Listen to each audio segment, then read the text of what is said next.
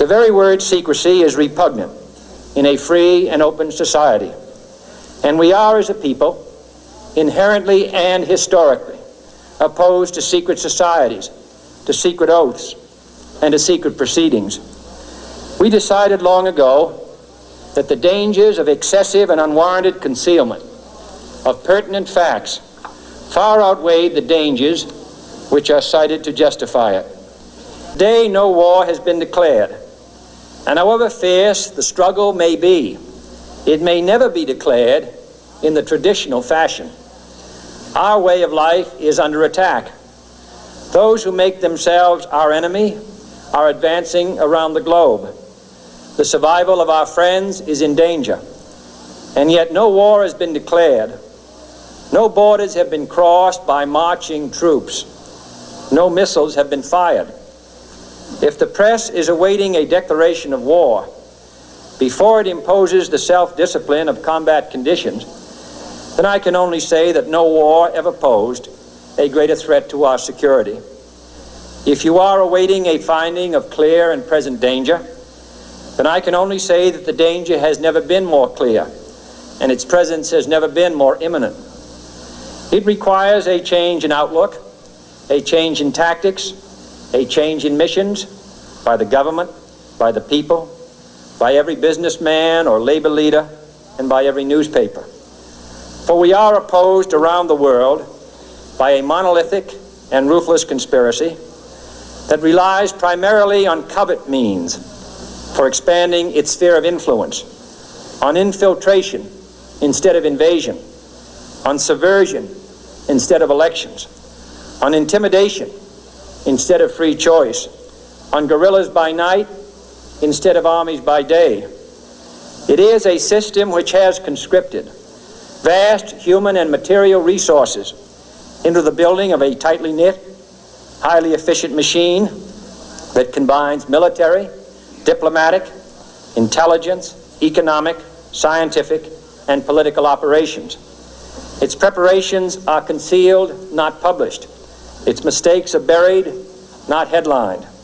Its dissenters are silenced, not praised. No expenditure is questioned, no rumor is printed, no secret is revealed. Formerly acknowledged as the Star of David, the move to adopt this symbol for the flag of Israel angered many Jews who realized that the symbol is in fact not the Star of David, but a hexagram symbol that was used in the ancient mystery religions. Many anti-Zionist Jews have since gone on to participate in annual flag burning rituals. It is in the biblical figure of Solomon that we can trace the true origins of the six-pointed star or hexagram.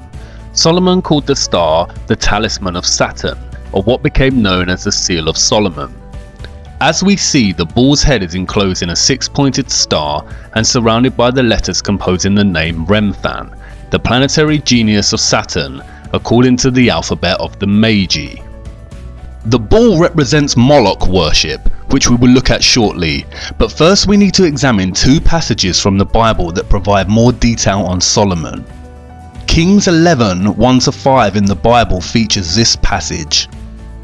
But King Solomon loved many foreign women, as well as the daughter of Pharaoh, women of the Moabites, Ammonites, Edomites, Sidonians, and Hittites, from the nations of whom the Lord had said to the children of Israel, "You shall not intermarry with them, nor they with you. Surely they will turn away your hearts after their gods." Solomon clung to these in love, and he had 700 wives, princesses, and 300 concubines, and his wives turned away his heart. For it was so, when Solomon was old, that his wives turned his heart after other gods, and his heart was not loyal to the Lord, his God, as was the heart of his father David. For Solomon went after Ashtoreth, the goddess of the Sidonians, and after Milcom, the abomination of the Ammonites. Ashtoreth here is a female goddess and the same goddess as Ishtar in Babylon, Isis in Egypt. The Romans called her Diana, and the Greeks Artemis, and the symbol is Venus. Milcom here is a male god, and its root word means king or Baal. It is the same god that is referred to as Moloch, or Nimrod in Babylon, Osiris in Egypt, Baal in Sidon. There are overlaps with Zeus in Greek culture and Jupiter in Roman culture. The symbol is Saturn. As the passage makes clear, Solomon fell in love with the women of Egypt and began to worship these false gods.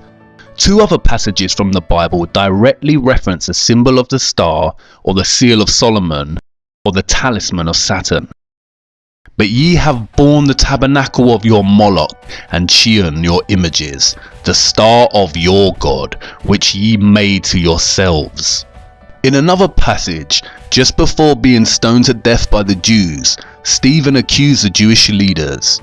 And you took up the tent of Moloch, and the star of your god Remphan, the figures which you made, in order to worship them. As you see, the star in the Bible is directly correlated with the god Moloch and Remphan. Remphan is another word for Saturn. If you study the geometry of the star, you realize it has 6 points, forms 6 equilateral triangles, and its interior forms a 6-sided hexagon. The 6 points, 6 triangles, and 6 sides of the hexagon equate to 666, the specific number that the Bible designated as the mark of the beast, or Lucifer's number. As Revelation states, "Here is wisdom. Let him that hath understanding count the number of the beast, for it is the number of a man, and his number is 666. Kings in the Bible specifically link Solomon with this number. Now the weight of gold that came to Solomon in 1 year was 666 talents of gold.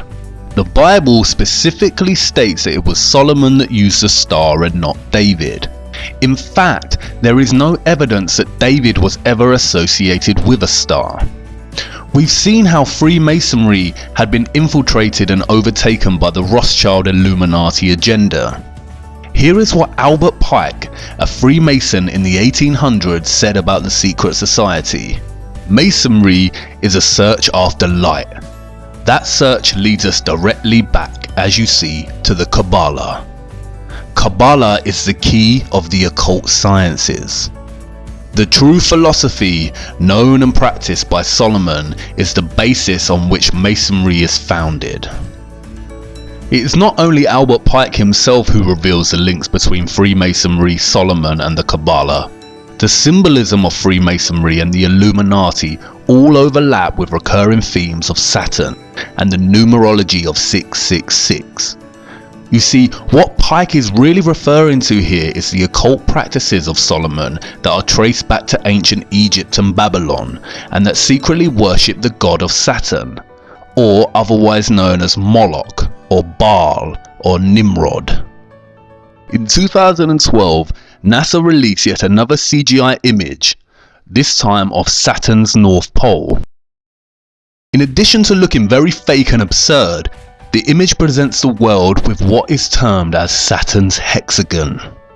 As you can see, when connecting the lines within a 6-sided hexagon, it produces other shapes. First that of a cube by joining 3 lines, and then that of a 6-pointed star or hexagon by joining 6 lines. Studying the root word of Kabbalah, I soon realized that Kaaba in Arabic means cube and Allah means God. Therefore, the literal translation of Kabbalah in Arabic means cube God. And then it dawned on me, I had seen the cube before. In fact, I had seen it everywhere. Here is the cube, or Kaaba, in Mecca that forms part of Muslim worship. As you can see, those worshipping the cube form circles around it, much like the rings of Saturn. Here are Orthodox Jews in their morning prayer, using the tefillin, or the black cube with scrolls inside attached to their foreheads. Here is the Pope with the 6-pointed seal of Solomon on his hat.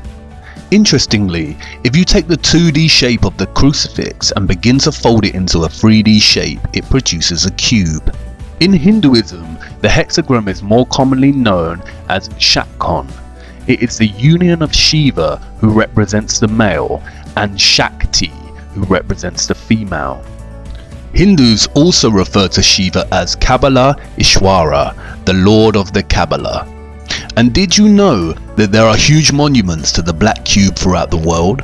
Here is the 9/11 memorial from above. An inverted black cube within another inverted black cube. Furthermore, the Saturn symbolism is not just specific to religions and memorials. Even the everyday life of a so-called atheist is rife with Saturn symbolism. And this is not just limited to the cube itself or the star. The rings of Saturn populate our everyday world. We all live by the symbol of Saturn without realizing it. The symbol of Saturn is inextricable from the number 6. Saturn is the 6th planet from the Sun in the heliocentric model. Also, Saturn Day, or what we now refer to as Saturday, is the 6th day. If you look closer at the Freemason square and compass, it is indeed a broken 6-star hexagram. When linking the letters that spell Mason on the $1 bill, you get a 6-pointed hexagram with the Eye of Providence, or the Eye of Horus, specifically highlighted. Horus, again Egyptian gods. Saturn has also become inextricable with Satan or Lucifer. As Manly P. Hall writes, Saturn has also been associated with Satan, and this for numerous reasons. First, many authors argue that the word Satan is derived from the word Saturn. Second, Saturn is associated with the color black, as well as Satan. Third, ancients considered Saturn to be the furthest planet from the Sun, the latter being associated with the principle of good. Saturn is consequently the celestial body that is the less exposed to the Sun's divine light, and thus associated with the coldness of the principle of evil. Finally, the great god Pan, the horned deity, represented Saturn in ancient paganism. This half-man, half-goat creature is considered the ancestor of our modern depictions of Satan. Pan was a composite creature, the upper part, with the exception of his horns, being human, and the lower part in the form of a goat. The pipes of Pan signify the natural harmony of the spheres, and the god himself is a symbol of Saturn because this planet is enthroned in Capricorn, whose emblem is a goat. The pagan Pan also has other guises such as Baphomet, the half-goat, half-human who has associations with Satan and Moloch.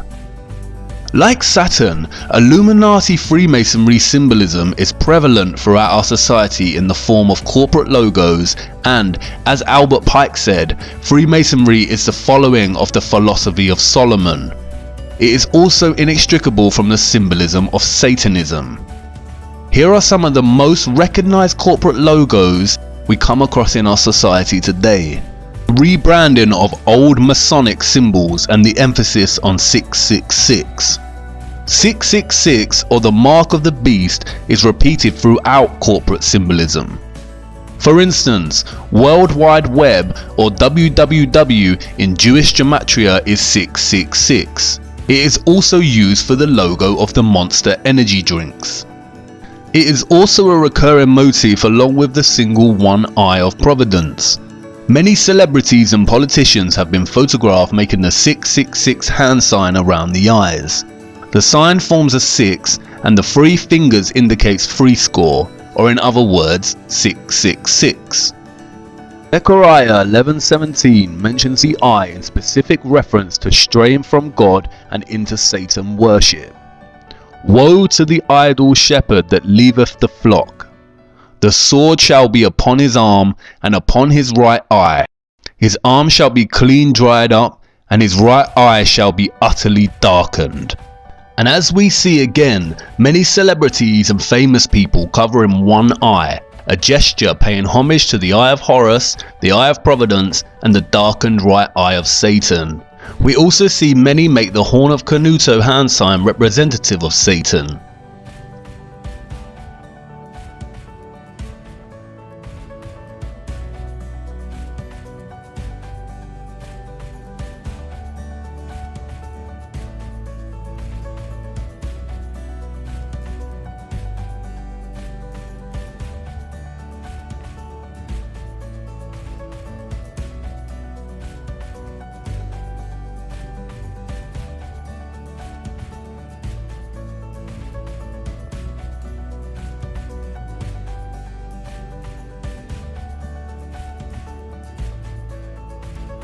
The symbolism is literally everywhere. For instance, why does the Vatican's hall look like a serpent? What are the dark serpent-like figures behind the throne? And why was the Vatican's telescope initially named Lucifer? I could go on and on about the abundance of satanic, Saturn symbols in our culture, from the prevalence of Egyptian monuments to secret gestures such as the vow of silence and the Masonic one hidden hand. But I think you get the point. And there is a wealth of information out there if you want to pursue your own research. This video is only supposed to be a very basic overview of this type of symbolism. It becomes confusing because the same symbol of Saturn or Satan keeps appearing in different eras and cultures under different guises. Much like Bauer changed his name to Rothschild, the worship of Saturn has undergone so many different iterations and changes that it becomes difficult to track. I feel that this is deliberately so. And this is the point. What the Rothschilds achieved with their centralized banking and Illuminati cabal establishment of controlled leaders in every industry, such as fossil fuels, health and education, is a highly disguised and masterly executed form of infiltration. They have controlled our access to knowledge from the beginning.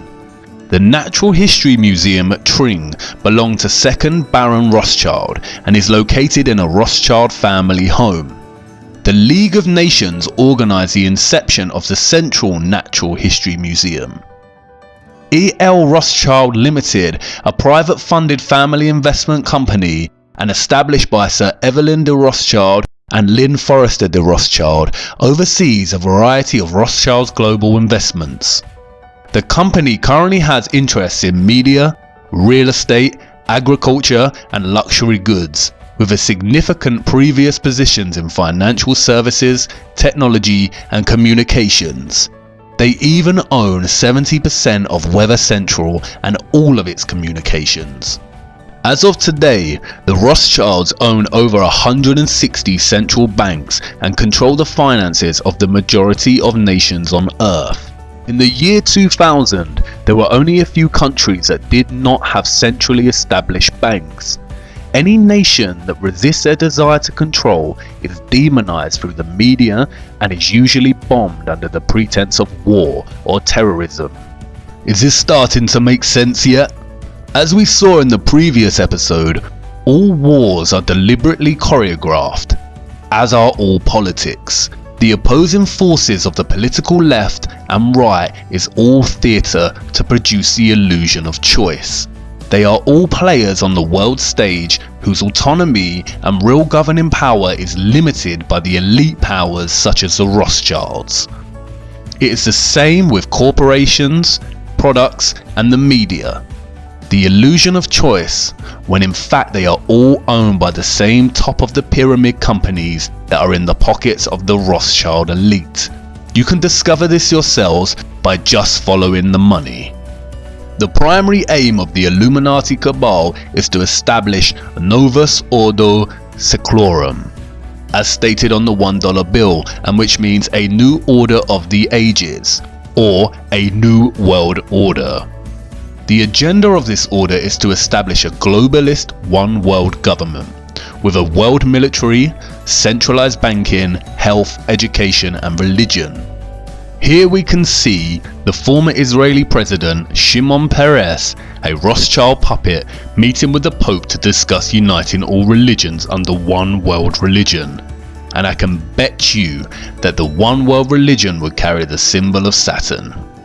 Again, I will not go into much depth about globalism and the New World Order agenda. There is a wealth of material on the internet if you are interested. The Rothschilds and the Rockefellers are just one of the many governing cabal elite families that run and rule our world. Doing justice to the complexity of this would require its own video series. My main objective is to give you a brief overview of the Rothschilds power complex and its grip on our world, and to show you the prevalence of satanic symbolism that stems from this power complex, as it is the key to understanding the lie behind the heliocentric model of the Earth, and why they would deliberately hide that our Earth is a flat, disc-like plane. Despite being studied and used by different Jewish sects today, the Kabbalah is not exclusively Jewish. It has ties that go beyond Judaism. Jewish mysticism originated with the apostate Israelites and ancient Egypt and Canaan during the time of the serpent religions of the Ammonites, the Canaanites and Egyptians, all of which trace back to Babylon. And, as I have shown you, this is evident in the symbolism. Does this mean that Orthodox Kabbalah Jews secretly worship Saturn or Satan? No. What the Rothschilds and their puppets have successfully achieved is a worldwide worship of Saturn or Satan in its various guises through deception and infiltration without the world knowing it. I am not suggesting that Jews in general worship Satan, especially in their study of the Kabbalah, nor am I suggesting that Muslims in their prayer to the Kaaba or Catholics visiting the Vatican are Satanists. I am showing you that without actually knowing it, we are all in some way giving our energy and worship to this satanic lineage without realizing it. Even if you're an atheist, the black cube and Saturn rings are so prevalent in your life you may wear clothing with the symbolism on without even realizing. It is now important to return to the Big Bang. As I mentioned in the previous episode, the Kabbalah Ein Sof provides us two conclusions: that either the Big Bang has proven the Kabbalah and its teachings, or that the Big Bang theory was stolen from the Kabbalah. But you see, perhaps there is an even more sinister conclusion behind this. Perhaps, just perhaps, modern Kabbalists, or more specifically the Illuminati Freemasonry satanic complex, have figured out a way to force their beliefs onto others by renaming their views as science. Perhaps atheism is not atheism at all, but a deceptive form of Satan-Saturn worship, which encourages people to forsake the idea of God and creation and adopt randomness, nihilism, or the idea of nothingness, and is achieved through none other than widespread institutional control and infiltration of the sciences via the Rothschilds, Rockefellers, and other puppets. And when met with any opposition is shame from the so-called scientific community. In a nutshell, atheism legitimized coincidence. What about all the central scientific figures supporting the heliocentric model and the theory of the Big Bang? Well, here is a photo of Zionist Albert Einstein dining with Lord Rothschild. Isaac Newton was a Freemason and had a keen interest in the occult. And all big NASA figureheads and astronauts are Freemasons and openly display this, as does Neil deGrasse Tyson. There exists an organization called the Anti-Defamation League, which serves as an instrument to try and convince everyone that any mention of the Rothschilds and their allies is an anti-Semitic attack on all Jews. This is given historical weighting by the Rothschild choreographed Holocaust and also controlled by the Rothschild-Rockefeller media complex. All major mainstream media outlets can be traced back to their control. As David Rockefeller stated at the Bilderberg Conference in 1991, we are grateful to the Washington Post, the New York Times, Time magazine and other great publications whose directors have attended our meetings and respected their promises of discretion for almost 40 years. It would have been impossible for us to develop our plan for the world if we had been subjected to the lights of publicity during those years. But the world is now more sophisticated and prepared to march towards a world government. The supranatural sovereignty of an intellectual elite and world bankers is surely preferable to the national autodetermination practiced in past centuries. The official controlled narrative states that the Rothschilds are Jews. They are not. They are Satanists. Satanism is the hidden religion that rules the world, and its presence is so prevalent and insidiously woven into the fabric of our everyday lives it is shocking. Its method of control primarily centers around deceit. Just as the Mossad phrase states, by way of deception, thou shalt do war. And I want you to really marinate on this. Imagine If you're that powerful that you literally own the majority of nations on Earth and most of the world's GDP, if you had an agenda, is there anything that would be able to prevent you?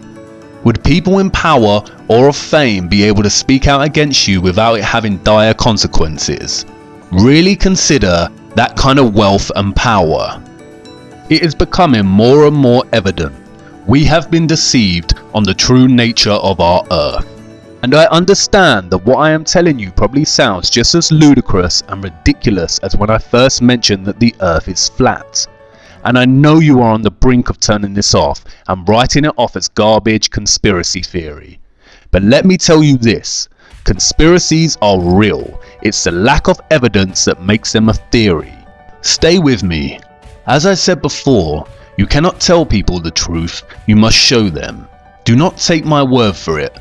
I cannot just make claims that there is an elite body of people that worship Satan and have operated throughout time by deceiving the common people as to the true nature of the world, and that they have full control over all the information we receive. Prevalent Satan symbolism and the history of the Rothschilds is not enough proof or evidence. If Satanism is real, then I need to show you the true evil of such worship before I show you what they are covering up with NASA. Come with me now to part 7. We are nearly through this rabbit hole.